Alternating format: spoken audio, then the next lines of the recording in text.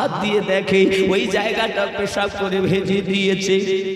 মা জননী দুই দিকেই পেশাব ভিজানো ভিজা, সব ভিজা, শুকনা জায়গা নাই।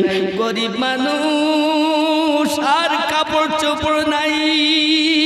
ঠান্ডার রাত, মা পেশাবের উপরে শুইয়া লালটাকে নিয়ে বুকের উপরে রাখে, যেন আমার লালের ঠান্ডা না লেগে যায়, আমার লালের যেন কষ্ট না হয়ে যায়, জ্বর না হয়ে যায়।